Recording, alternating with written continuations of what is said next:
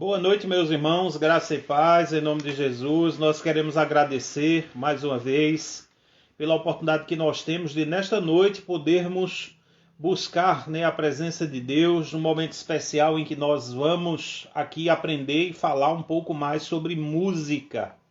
Nós estaremos recebendo o reverendo Irineu Júnior e o nosso tema será o papel da música no culto público. O reverendo Irineu já esteve conosco em uma outra oportunidade e o tema foi tão bom, um momento tão maravilhoso que nós ajustamos com ele, para termos esse momento, esse segundo momento, falando ainda sobre o tema música, Queremos dar as boas-vindas a todos vocês que nos acompanham. Já é costume aí, já notifica-se, aí como um hábito bom nós estarmos juntos aqui nestas noites de quarta e de sábado aqui através da plataforma da Igreja Presbiteriana de Sertânia. Sejam todos muito bem-vindos, recebam o nosso abraço, a nossa gratidão, o sentimento de alegria por podermos compartilhar desses momentos tão especiais com vocês. Nesta noite, cremos que será mais uma bênção para nós. Vamos certamente aprender muitas lições preciosas e hoje falando sobre música, com o reverendo Irineu, nós estaremos aprendendo aí coisas maravilhosas para colocarmos em prática em nossa vida, Vamos receber aqui o reverendo Irineu, ele já está online, já está aqui em nossa live. Vamos para começarmos, termos o máximo de tempo aí para explorarmos esse tema tão importante para nós.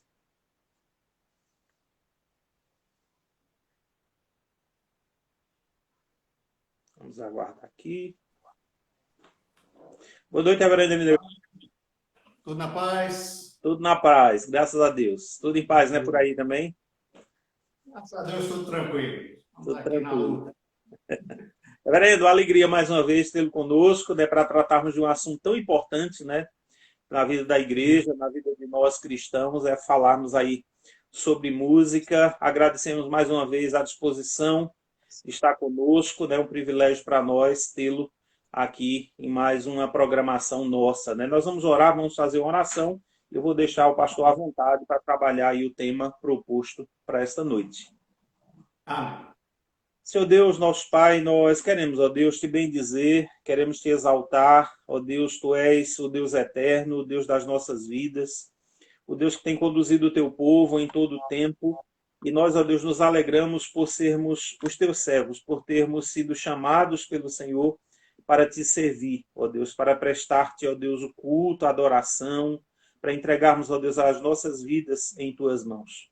Mais uma vez, ó Deus, te agradecemos pela rica oportunidade que nós temos de, nesta noite, podermos, ó Deus, refletir sobre um tema tão importante, ó Deus, para o teu reino, para a tua obra, Senhor, aqui na terra. Que o Senhor esteja conduzindo o teu servo, colocando, ó Deus, as palavras nos seus lábios e que ele possa, ó Deus, trazer aquilo que o Senhor já entregou, já confiou a ele, ó Deus, para ministrar as nossas vidas nesta noite. Te pedimos por cada pessoa, ó Deus, que nos acompanha, aqueles que ainda irão entrar, ó Deus, que todos sejamos, ó Deus, trabalhados, exortados e edificados, ó Deus, pelo Senhor mesmo. Assim nós oramos, nós agradecemos, em nome de Jesus. Amém. Amém. Pode ficar à vontade, reverendo. É um prazer estar aqui novamente com os irmãos. Eu creio que a maioria já nos conhece. Eu estou pastoreando aqui na igreja de Arco Verde já há 7 anos. Casado com Cristiane, tenho um filho chamado Silas, fez 18 anos esse ano, já está aí um rapaz, e nós agradecemos a Deus por essa oportunidade de compartilhar um pouco mais. Hoje eu acho que eu vou falar, eu vou falar mais do que cantar. Eu preparei uma para cantar agora no começo e outra no final.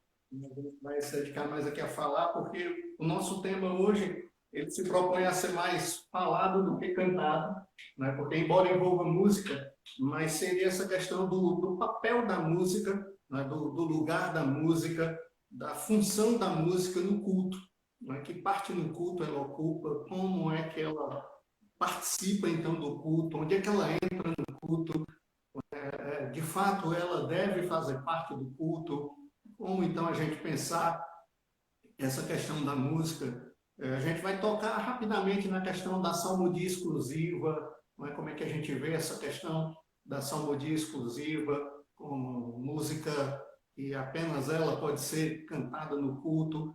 Daí a gente vai falar um pouco sobre essas questões, mas de forma mais sucinta.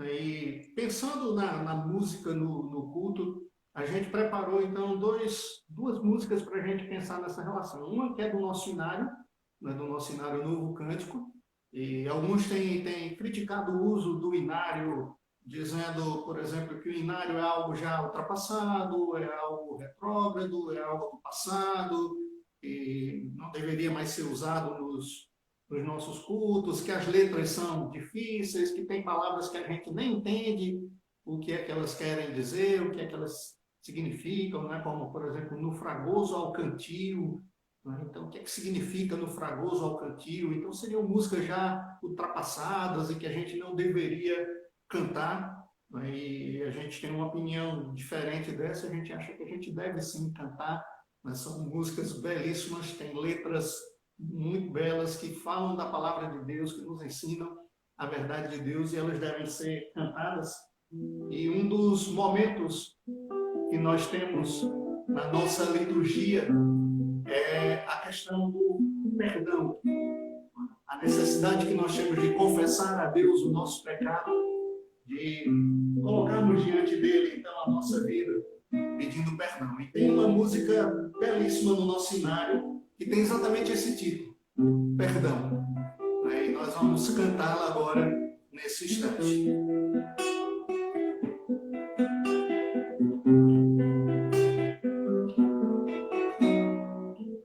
Sim, sofrimento te causei, ó Deus. Se ao meu exemplo fraco tropeçou, se eu não andei nos bons caminhos, Deus, perdão, Senhor. Se vão e fútil foi o meu falar, se amor ao meu irmão não demonstrei, se ao sofredor eu não quis ajudar, perdão, Senhor. Se negligente foi o meu viver, sem me dispor a pelejar por ti, se firme em teu trabalho eu não quis ser, perdão, Senhor.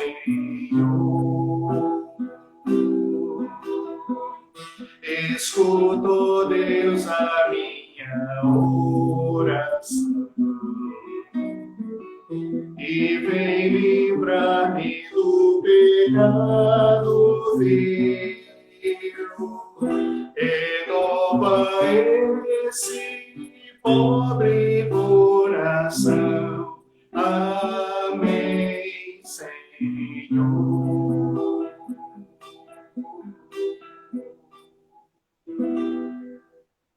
Amém. Então, assim nos diz nessa letra do nosso inário. Eu devo pedir perdão a Deus pelo sofrimento que eu tenho causado ao meu irmão, aquele que está comigo, aquele que Deus colocou ao meu lado, aquele que Deus colocou no meu caminho como instrumento dele para me abençoar também, para me ensinar, às vezes, a paciência, né? Me ensinar a ter a paciência com ele. Mas assim Deus tem nos conduzido, né? E tem nos ajudado a caminhar. E esse hino fala sobre essa verdade, né? Sobre essa realidade do perdão e da necessidade que nós temos do perdão de Deus nas nossas vidas.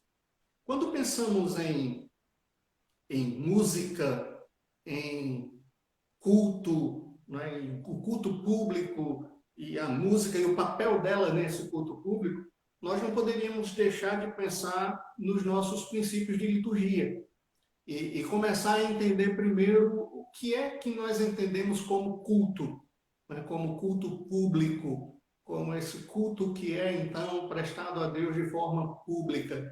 E o nosso princípio de liturgia, no capítulo 3, ele coloca assim, culto público, no artigo 7º, ele diz, o culto público é um ato religioso, através do qual o povo de Deus adora o Senhor, entrando em comunhão com Ele, fazendo-lhe confissão de pecados e buscando, pela mediação de Jesus Cristo, o perdão, a santificação da vida e o crescimento espiritual. É a ocasião oportuna para a proclamação da mensagem redentora do Evangelho de Cristo e para a doutrinação e congraçamento dos crentes. Tem alguns aspectos aqui que são importantes a gente lembrar. Ele fala desse culto como sendo esse momento, esse ato religioso em que a gente adora ao Senhor, em que a gente entra em comunhão com Ele, em que a gente faz petição de perdão e a gente busca esse perdão pela mediação de Cristo Jesus. Mas ele diz também que esse culto, ele visa não somente a santificação, mas também o crescimento espiritual. E esse crescimento espiritual vem por meio da proclamação da palavra, por meio do ensino da palavra redentora do Evangelho de Cristo, que serve para doutrinação, mas também serve para o congraçamento dos crentes, para essa união, para essa unidade da igreja, do povo de Deus. E por isso a gente tem batido na tecla de que como é importante estar no culto público, estar na igreja, estar junto com o povo de Deus. Ter esses momentos assim como nós estamos tendo são importantes, são bons. Eu creio que vieram para ficar, mas eles não substituem o culto público. Eles não substituem esse momento onde a gente está lá reunido na igreja, nesse ato religioso, para adorar o nome do Senhor. No artigo 8, no artigo 8º desse princípio de liturgia, ainda no capítulo 3, ele diz, o culto público consta ordinariamente da leitura da palavra de Deus, pregação, e aí ele diz, cânticos sagrados, orações e ofertas. Então, quando os nossos princípios de liturgia vão falar sobre o culto público e vão dizer o que é que deve constar no culto público, como deve funcionar esse culto e que elementos eu devo ter nesse culto, ele vai colocar os cânticos sagrados como parte ordinária, como parte comum, como parte que deve estar sempre presente no culto público. Então, durante o culto público, eu devo ter, sim, esse momento dos cânticos sagrados. O grande problema, eu creio que há, é que a gente tem, como ser humano, a tendência de ir para extremos. Então, ou a gente coloca quase nenhuma música, ou então apenas um estilo de música é permitido, como nós falamos mais adiante, vamos citar novamente a questão do culto, ou da salmodia exclusiva. Deixa eu estar aqui no silencioso que eu tinha esquecido.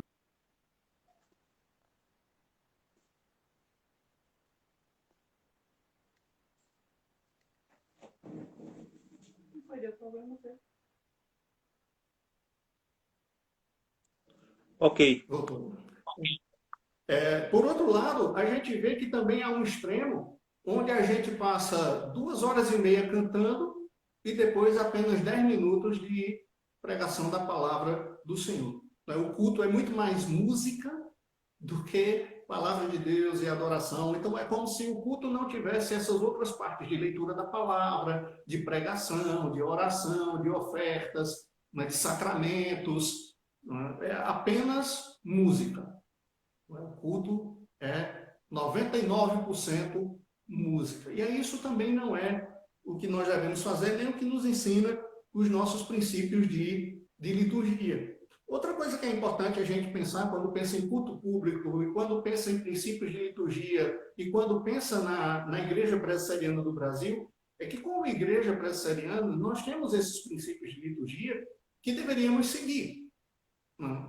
Eu não tenho a liberdade como pastor de fazer o culto do jeito que eu quiser. Eu tenho um princípio de liturgia que eu deveria seguir. E nesses princípios de liturgia, no capítulo 17, quando fala das disposições gerais, diz assim: esses princípios de liturgia são lei constitucional da Igreja Presbiteriana do Brasil, só reformável nos mesmos trâmites da Constituição.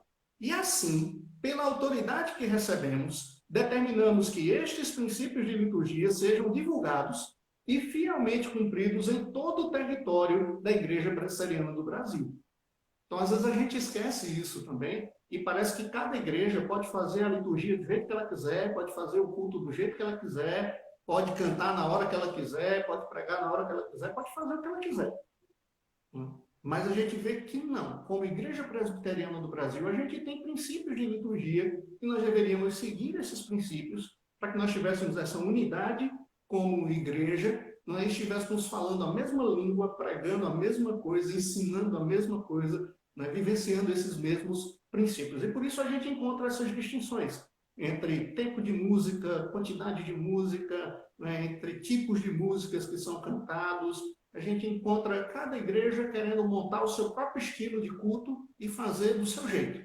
Né? E a gente vê que não é assim. Quando a gente pensa também nesses princípios de culto, a gente vê que o próprio Deus estabelece esses princípios.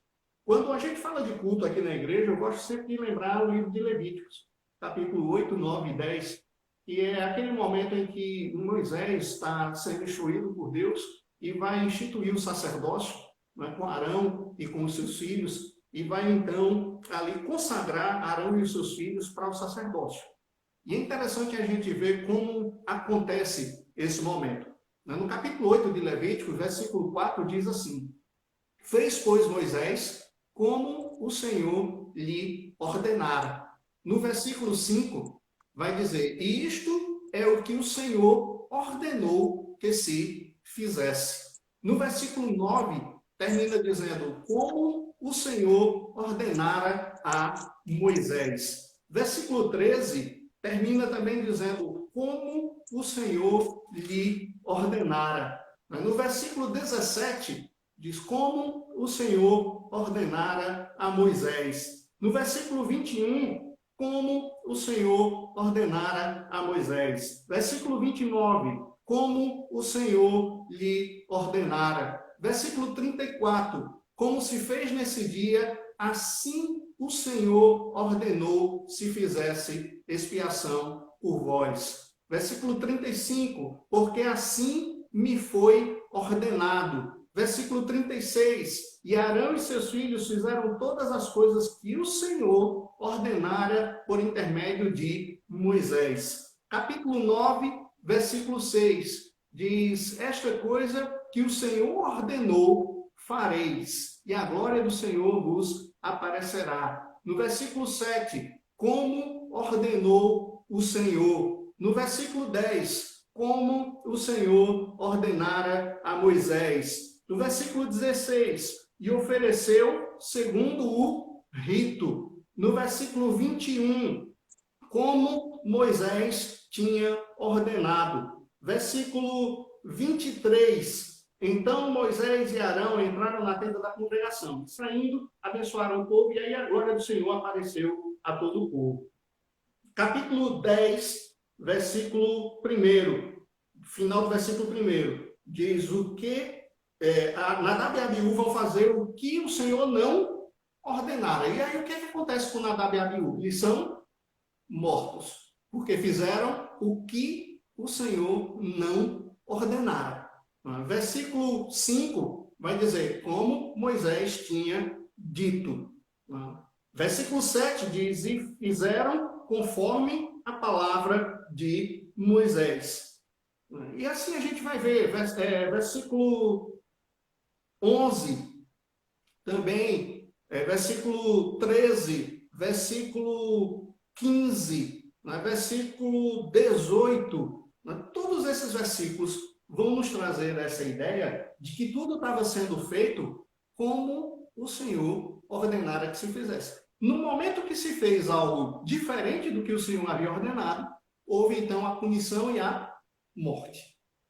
Então, quando falamos de culto público, quando falamos daquilo que pode ter no culto ou do que não pode ter, se pode cantar, se não pode cantar, se a música faz parte do culto ou não, nós estamos olhando se isso é algo ordenado pelo Senhor. Se a palavra de Deus nos dá a instrução ou nos deixa claro que nós podemos utilizar da música no culto público, porque senão nós não devemos fazer. Porque se fizermos aquilo que o Senhor não ordenou, esse culto não será agradável a Deus. Esse culto não será para o Senhor. O capítulo 21 da nossa confissão de fé, quando fala do culto religioso e do domingo, diz assim: a luz da natureza mostra que há um Deus, que tem domínio e soberania sobre tudo, que é bom e faz o bem a todos, e que, portanto, deve ser temido, amado, louvado, invocado, crido e servido de todo o coração, de toda a alma, de toda a força. Mas o modo aceitável de adorar o verdadeiro Deus é instruído por Ele mesmo, e tão limitado pela sua própria vontade revelada, que ele não pode ser adorado segundo as imaginações e invenções dos homens, ou sugestões de Satanás, nem sob qualquer representação visível ou de qualquer outro modo não prescrito nas Escrituras Sagradas. Então, vai deixar bem claro no primeiro artigo do capítulo 21 que o modo aceitável de adorar o verdadeiro Deus é aquele instituído por Ele mesmo nas Sagradas Escrituras. Ele está, então, limitado a essa vontade revelada de Deus. Eu não posso fazer o culto do jeito que eu quero. Eu não posso colocar no culto a música que eu quero, sem pensar se isso é de fato a vontade de Deus, sem olhar pelas Escrituras se aquela música, se aquele culto é de fato agradável ao Senhor. A Confissão de Fé, então, capítulo 21, nos traz essa realidade. Nós temos um outro documento, além dos princípios de liturgia, né, e da confissão de fé, nós temos o que nós chamamos de princípio regulador do culto. E quando olhamos para esses princípios, nós vemos que a forma clássica desse princípio, ele tem muito a ver com a confissão de fé. Ele tem sua base, né, seu sustento nessa confissão de fé.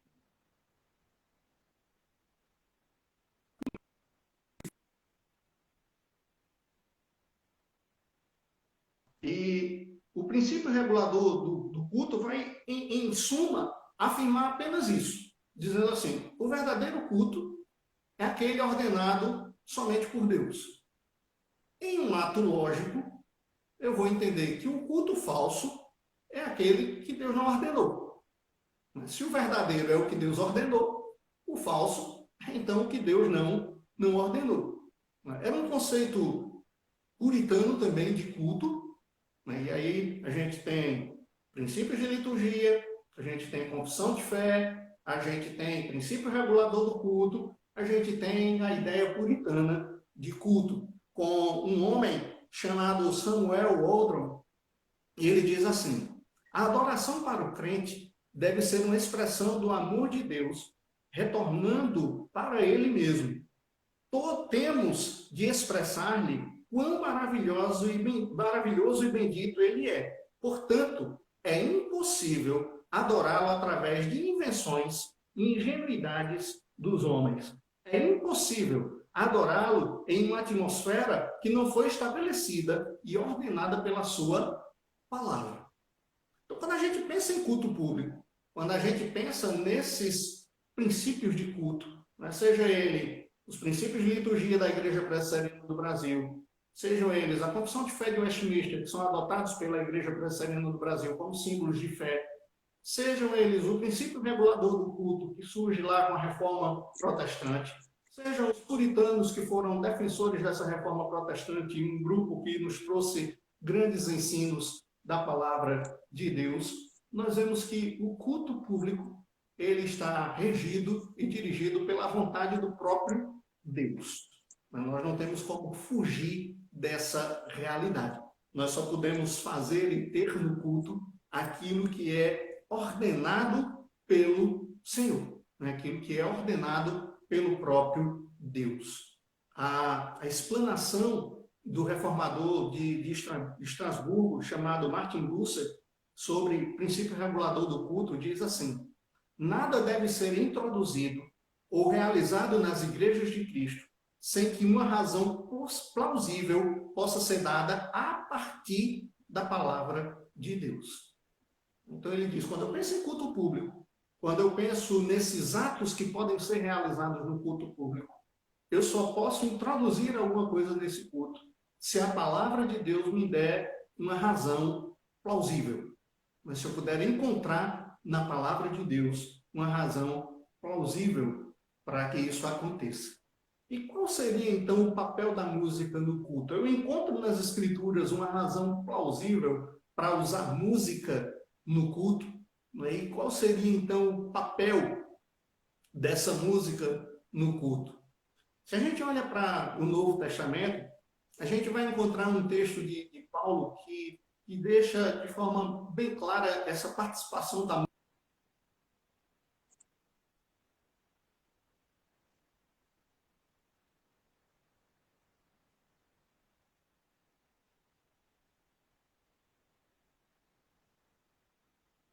espirituais. Então, falando de momento de consagração a Deus, de adoração a Deus, de devoção a Deus, ele diz, olha, vocês fazem isso entre vós, falando com salmos, mas também entoando, louvando a Deus de coração, né, com hinos e cânticos espirituais. Lembrando que essas palavras, né, com salmos, louvando com hinos e cânticos espirituais, não necessariamente estão falando de tipos de músicas diferentes. Então, eu tenho os hinos do inário, eu tenho os salmos metrificados e eu tenho os cânticos congregacionais. E aí eu tenho esses 3 tipos de música para cantar na igreja. Não, Paulo não está necessariamente falando sobre isso. Ele está usando uma figura de linguagem. Alguns vão dizer que ele está se referindo à própria divisão do salmo, né? Mas ele está usando aqui uma característica da poesia hebraica, onde se usa muitas expressões para mostrar uma realidade. Então ele está dizendo, olha, vocês têm que louvar o Senhor com música, com essa atitude do coração, com aquilo que sai do coração. Vocês têm que cantar ao Senhor, vocês têm que exaltar o nome do Senhor, vocês têm que adorar o Senhor com salmos, com hinos, com cânticos, com aquilo que sai do coração. Sobre essa questão da salmodia exclusiva, que alguns tentam defender, até baseados nos puritanos, que nós falamos agora há pouco, né, sobre eles, o meu argumento é que esse princípio de exclusividade dos salmos, simplesmente ele não é encontrado nas Escrituras. E como nós vimos antes, para que eu use um argumento assim e introduza algo no culto, eu preciso ter algo plausível nas Escrituras. Aí a gente não encontra nas Escrituras, em nenhum momento, algo plausível que diga que poderiam ser cantados, né, poderiam ser entoados nos cultos ou nos momentos de reunião pública dos judeus ou da Igreja de Cristo após a ascensão de Cristo e com a formação da Igreja pelos seus apóstolos. A gente não tem nenhuma indicação clara, né, ou nenhuma indicação de que seja assim, que só os salmos poderiam ser cantados. Então, eu exigir que a igreja cante só salmos, eu estaria extrapolando aquilo que a Escritura ensina. Eu dizer que ela também cante os salmos, né, que ela use a salmodia no culto, é outra coisa. Agora, eu dizer que ela só use a salmodia, aí é extrapolar os limites, é ir além do que aquilo que a igreja tem ensinado durante séculos, né, tem vivenciado durante séculos, e do que a gente encontra na palavra de Deus. Não há nada que me indique que é assim, que só os salmos podem ser cantados. A moda de adoração recente é que tem dado às igrejas evangélicas um conteúdo que não é balanceado, né? Que não é bom. Tem sido músicas terríveis, né? Muitas vezes exaltando sentimentos que são errados.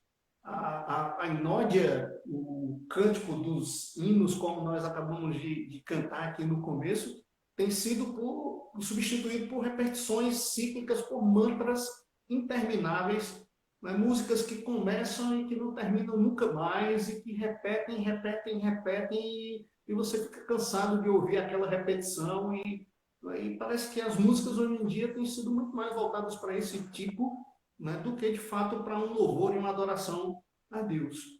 E uma das questões que surge também é por que os reformados não aceitam outras formas de manifestação artística como parte do culto, como, por exemplo, dança no culto, ou teatro no culto, ou pintura no culto. Tudo não é de Deus, tudo não é para a glória de Deus, como a música também é. Então, por que nós não aceitamos esses outros elementos e aceitamos a música? E aí a gente volta a bater naquela tecla. Nós não encontramos em nenhuma parte das Escrituras dizendo que esses elementos faziam parte do culto. A gente encontra música, como lemos lá em Paulo, e vamos ler outros textos daqui a pouco, mostrando a música como parte do culto. Mas a gente não encontra esses outros elementos, dança, teatro, pintura ou qualquer outra forma de manifestação artística, fazendo parte do culto público. Por isso a música tem o seu lugar no culto, tem o seu papel no culto, ela faz parte do culto, enquanto essas outras formas de manifestação artística não. Porque a gente não encontra respaldo nas escrituras para que elas assim sejam utilizadas e façam parte. São artes que glorificam a Deus? Não. São coisas que mostram o belo e que expressam a glória de Deus? São. Mas elas podem ser usadas no culto? Não. Porque elas não são parte daquilo que a Bíblia nos traz. E aí nós fazemos como o Senhor nos ordenou que se fizesse. O culto público, ele tem essa direção e essa orientação de Deus. Eu só posso introduzir no culto aquilo que Deus mandou, ordenou por meio da sua palavra. Se não está nas Escrituras, então eu não devo utilizar. Quando a gente olha então para as Escrituras, a gente vê a música fazendo parte da vida do povo de Deus e do culto. Quando, por exemplo, a gente olha para Gênesis, capítulo 4, versículo 20, e quando Deus ainda está dando aquelas instruções de criação do mundo e de como o mundo estava funcionando, houve a queda, houve a punição e as coisas estão sendo reorganizadas, a gente vai encontrar a seguinte descrição, dizendo, Ada deu à luz a Jabal, que foi o pai daqueles que moraram em tendas e criam rebanhos. O nome do irmão dele era Jubal, que foi o pai de todos os que tocam harpa e flauta. Então, a Bíblia faz questão de mostrar que no momento da história, o homem que Deus criou foi agraciado por esse Deus para fazer instrumentos musicais, né? E aqui ele cita a harpa e a flauta, e diz, olha, tem um homem que Deus criou, que é o pai desses que tocam harpa e flauta, desses que tocam música. Então, se a gente pensar no pai da música, a gente vai encontrar na Bíblia dizendo que esse homem chamado Jubal é, então, o pai da música. E nós podemos louvar a Deus com essa música que ele deu aos seus homens. Quando a gente olha para Crônicas, 1 Crônicas 23, 5, Davi está pensando no templo. Davi tinha esse desejo de construir o templo. Davi, então, tinha planejado tudo, mas Deus estava dizendo a Davi, olha, Davi, você não vai construir o templo. Um filho seu é quem vai construir o templo. E aí Davi começa a organizar todas as coisas para o templo, né? E vai passar para Salomão todas essas coisas, dizendo, olha, Salomão, eu estou organizando tudo aqui, mas Deus disse que eu não irei construir o templo, você é quem vai construir o templo, mas eu estou deixando tudo pronto. Estou deixando aqui tudo organizado, dinheiro em caixa para você começar a construção do templo, estou deixando aqui tudo organizado. E no versículo 5 desse capítulo 23 de 1 Crônicas diz assim, tinham 4.000 porteiros e 4.000 para louvarem o Senhor com os instrumentos que Davi fez para este mistério. Então, pensando no templo, na construção do templo, em como ia funcionar o templo, Davi já tinha separado 4.000 homens para que tocassem os instrumentos, para que louvassem ao Senhor com instrumentos lá no templo de Jerusalém. Então, iria fazer parte do culto a música, o louvor com instrumentos musicais. Ainda em 1 Crônicas, capítulo 25, versículo 1, diz que Davi, juntamente com os chefes do serviço, separou para o ministério os filhos de Asaf, de Amã e de Geduntum, para profetizarem com harpas, alaúdes e símbolos, usarem instrumentos musicais para profetizar no templo. Então, essa música, ela fazia parte da vida do povo de Deus, ela fazia parte do culto de Deus, ela estava sendo preparada por Davi para ser introduzida no templo que estava sendo construído em Jerusalém, ou que seria construído em Jerusalém pelo seu filho Salomão. Templo, então, que o próprio Deus estava dando a Davi e ao seu filho.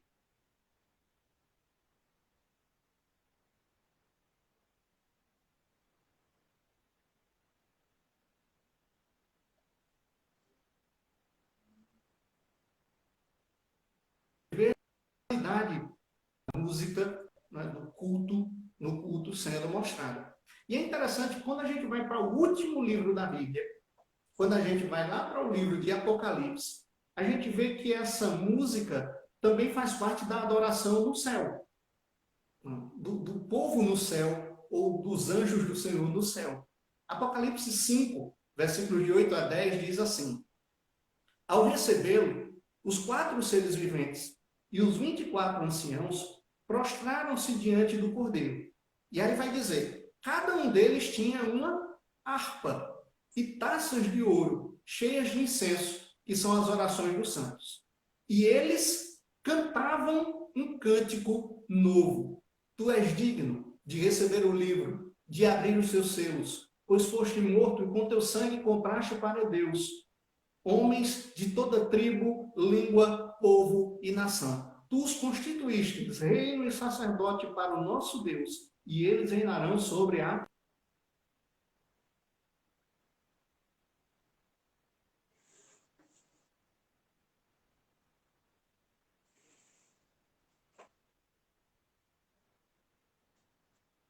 adorando a Deus, cada um deles com uma harpa, cantando um cântico novo ao Senhor. Então, a música também nos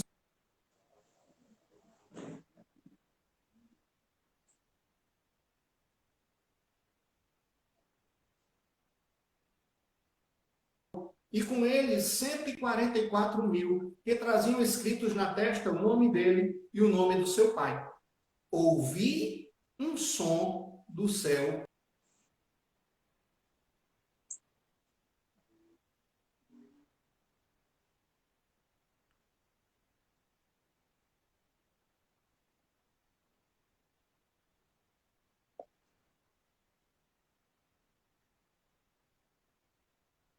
Os 144 mil que haviam sido comprados da terra. Então, falando do novo céu, da nova terra, falando das pessoas ali na presença de Deus, vai dizer, eu ouço um som, e era um som bonito, como de arpistas, como de pessoas que estavam tocando música, e eles estavam cantando um cântico novo ao Senhor. Então, a música, ela faz parte dessa adoração a Deus. A música, ela faz parte desse culto a Deus. A música faz parte desse momento de louvar e engrandecer e exaltar o nome do Senhor. E por isso a gente usa o culto, a música no culto.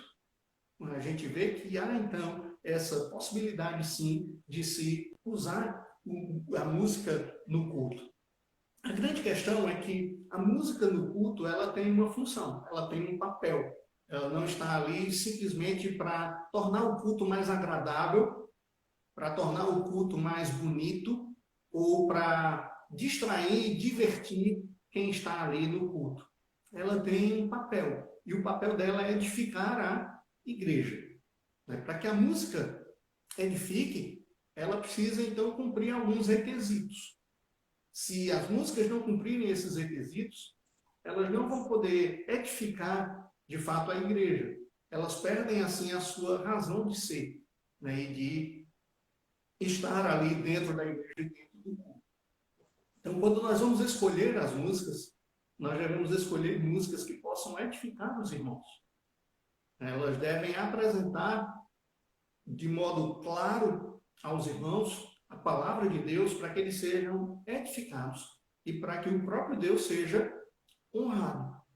Então, quando eu penso em música na igreja e quando eu digo que é possível a música no culto público, eu não estou dizendo que qualquer tipo de música serve, que eu posso cantar qualquer coisa que eu quiser no culto. Mas eu digo, olha, há um tipo de música que pode ser cantado no culto público, pode ser cantado na igreja, que de fato louva e engrandece e exalta o nome do Senhor. Não é só por ser música e por eu ver na Bíblia que música pode cantar na igreja que eu vou cantar qualquer coisa. Eu tenho que saber também o que é que eu posso cantar. Um hino como esse do Inário, dizendo, Senhor, pelas coisas que eu fiz, pelos erros que eu cometi, eu te peço perdão. Por não ter cuidado do meu irmão, por não ter escutado a tua palavra, eu te peço perdão. Por ter andado em caminhos que não te agradavam, por ter feito aquilo que desagrada ao Senhor, eu te peço perdão. Essa é uma música que cabe no culto. Essa é uma música que tem lugar no culto. Essa é uma música que tem espaço no culto. Lutero, em 1523, ele escreve para um homem chamado Georges Spalatin.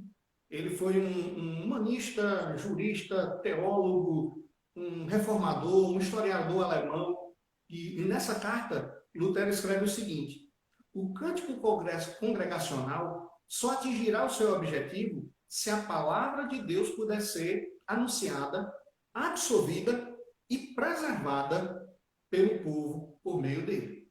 Ele diz, a música do culto só tem valor se ela for essa música que leva a palavra de Deus ao povo e que faz com que o povo absorva essa palavra, guarde essa palavra e viva então proclamando essa palavra. Se não, ele diz, não é música que deve ser cantada no culto, não deve fazer parte do culto. Friedrich Nietzsche, ele foi um editor de uma espécie de método de estudo para baixo cifrado, uma técnica musical que era comum na época dele, lá pelos anos de 1700, né, alguns aninhos só atrás, aí, lá pela época de 1700, lá em Hamburgo. E no prefácio ele escreve o seguinte: a finalidade e a razão de toda música devem ser somente a glória de Deus e a recreação sadia da alma. Então, não é só uma questão se a música é gospel ou não, né? Que às vezes parece que hoje se resumiu a isso. Se a música é gospel, o crente pode cantar. Se a música não é gospel, o crente não pode cantar. E nem toda música gospel glorifica a Deus. Infelizmente. Nem toda música gospel é para o louvor do nome de Deus. Nem toda música gospel faz de fato com que o nome do Senhor seja exaltado e glorificado. Ele vai dizer ainda que onde isso não é levado em conta, não há música propriamente. Aqueles que abusam dessa nobre e divina arte, ele chama de musicantes do demônio. E, infelizmente, dentro do nosso mundo gospel, nós encontramos musicantes do demônio.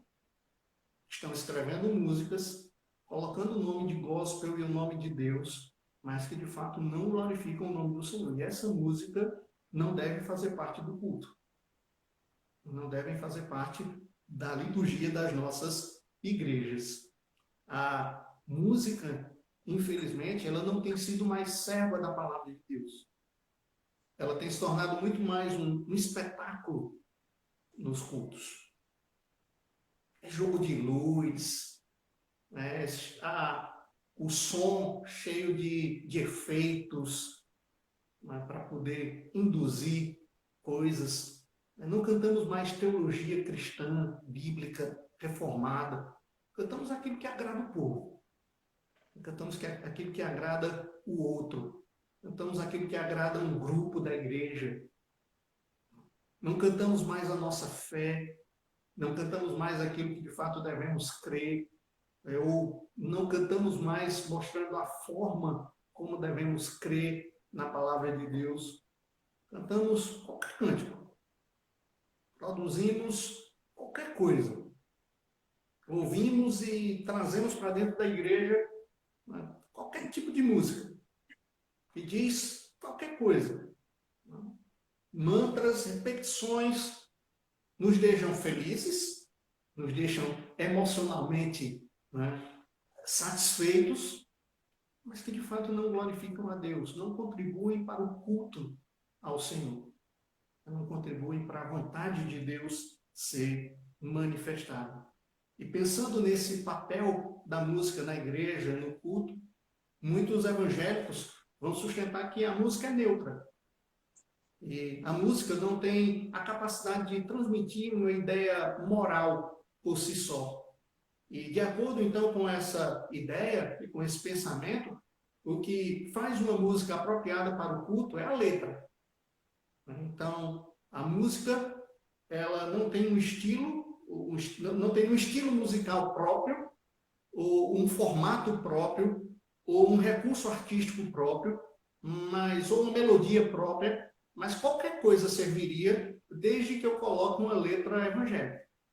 Então, se surge o funk, eu vou lá e faço o funk gospel. Eu meto uma letra evangélica e eu vou cantar, eu vou louvar, entre aspas, aqui a Deus. Meu funk gospel. Se tem blocos de carnaval, eu faço um bloco gospel.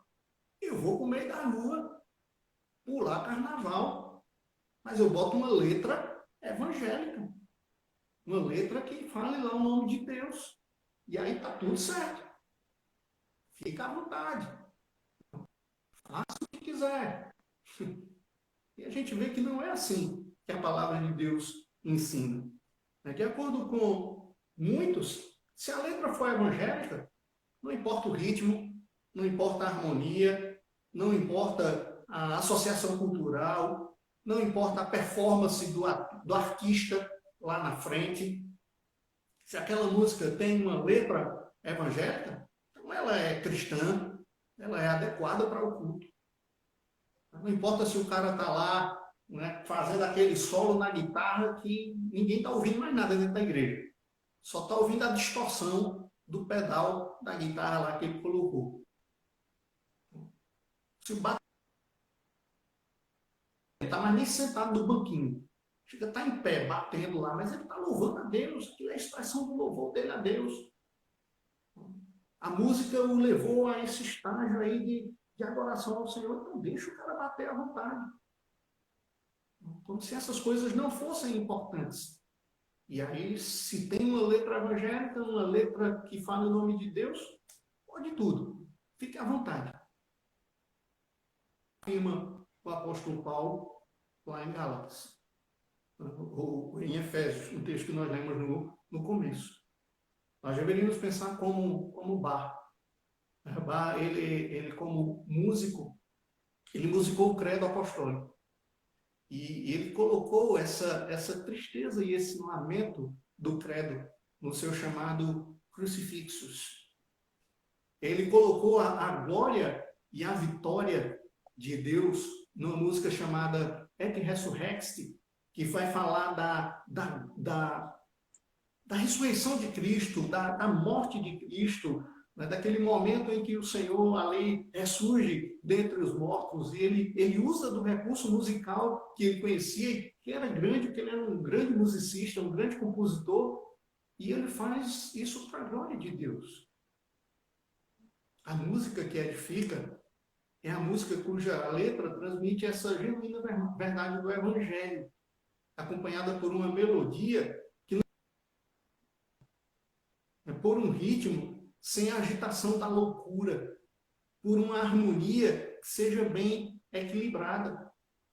A música que edifica é a música que comunica a mensagem do Evangelho, na letra e na música também.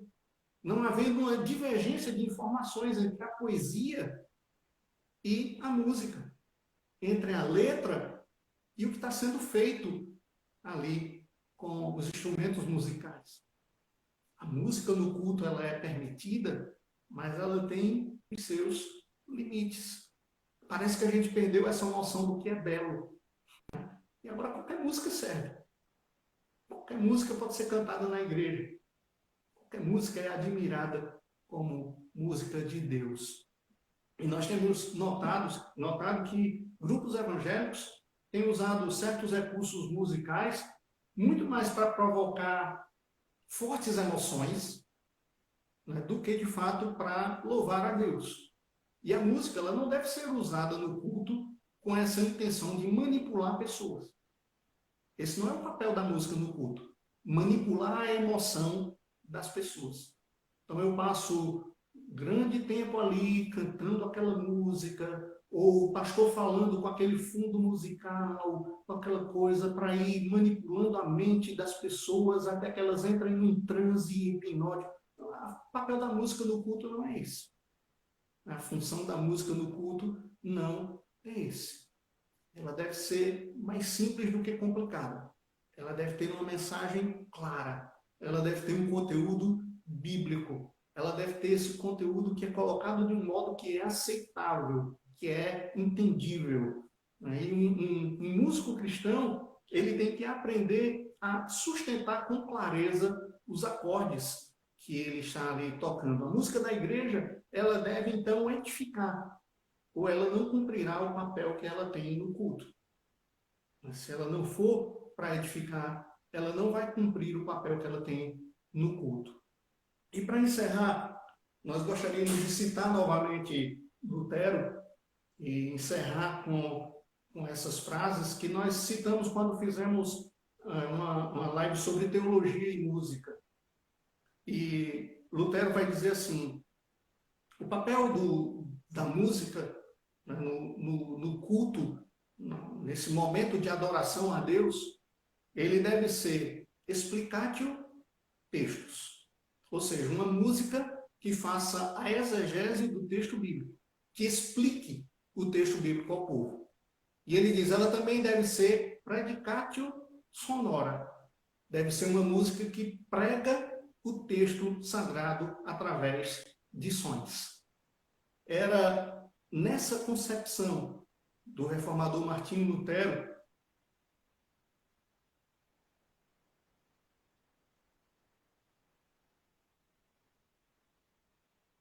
essa música que deveria ser ensinada nas igrejas, aquela música que deveria explicar o texto, deveria pregar o texto através de sons. Essa música deve fazer parte do nosso culto. Então, a música tem um papel importante no culto? Tem. Mas não é qualquer música que serve para o culto. Há uma música que foi escrita em 1996 pelo grupo Logos. Ela traz, deixa eu me ajeitar aqui para ficar melhor para tocar. Ela traz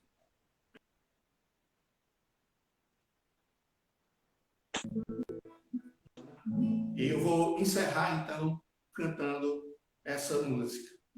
Ela diz, eu sinto um verdadeiro espanto no meu coração em constatar que o Evangelho já mudou.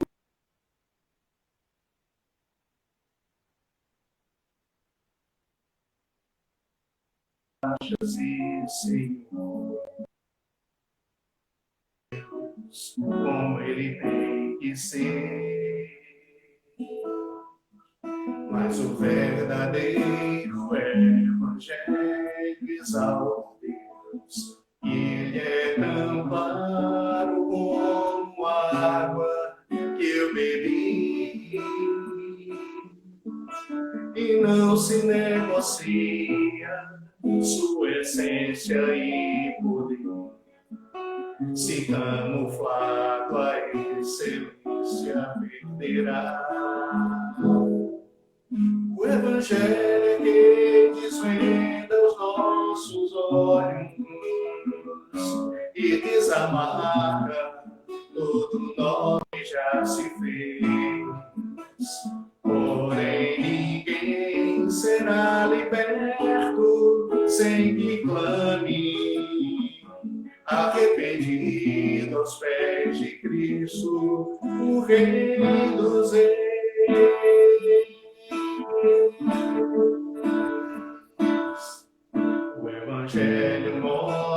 homem morto em seu pecado, sem condições de levantar-se por si só, a menos que Jesus, que é justo, o arranque de onde está e o justifique e o apresente ao Pai. Mostra ainda a justiça de Deus, que é bem.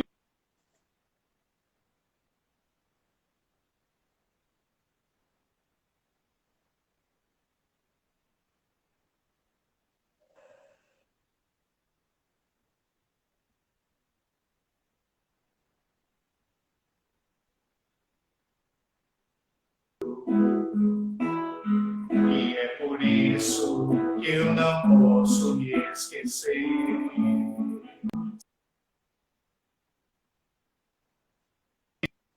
de fazer, determinando ou marcando hora para acontecer, porque sua vontade mostrará.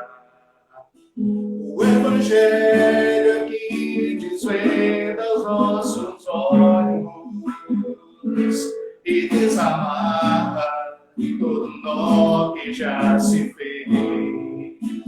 Porém, ninguém será liberto sem que clame, arrependido aos pés de Cristo, o Rei dos Reis. Será liberto sem que clame, arrependido aos pés de Cristo, o Rei dos Reis.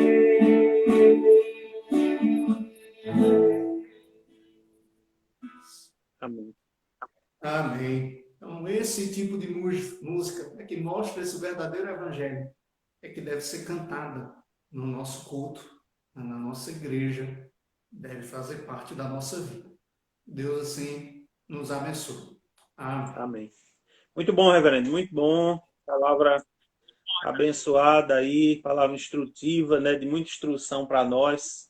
Que Deus, de fato, esteja despertando isso, né, em nós, seus servos, sua igreja, né? Nós sabemos que o mercado aí é muito atrativo, o mercado que muitas vezes leva para esses sentimentos, né, para essa busca de apenas sentimentos, como o pastor falou aí, né? Mas o interessante, reverendo, é que a gente observa, né, que muitas vezes essas músicas que focam apenas nesse sentimento, nessa coisa toda, elas têm um prazo de validade, né? Elas logo caem no esquecimento, né? Passou aquela onda, elas caem no esquecimento, né? Mas músicas, por exemplo, essa que foi gravada em 1996 é uma música atual, porque é palavra de Deus, né? Isso. Continua viva, né, e eficaz. Exatamente. Pois é. Eu vou pedir que o reverendo esteja orando por nós, orando pela Igreja do Senhor, para que, de fato, esse compromisso, nessa consciência, de fato, esteja sobre nós, que nós possamos estar buscando a glória do Senhor em tudo que fazemos, inclusive na música também, né? Amém. Vamos orar. Senhor, que a nossa vida seja, de fato, uma expressão de louvor ao teu santo nome. Que nós sejamos em todas as coisas, quer comamos ou bebamos ou façamos qualquer outra coisa, estejamos fazendo tudo para a glória do Senhor. Que a música, ela faça parte, sim, do nosso,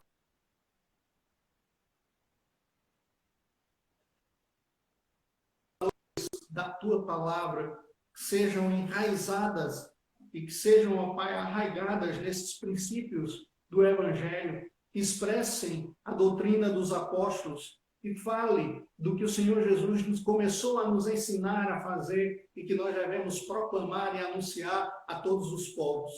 Que assim, ó Pai, possamos usar a música no culto como instrumento para a glorificação do teu nome.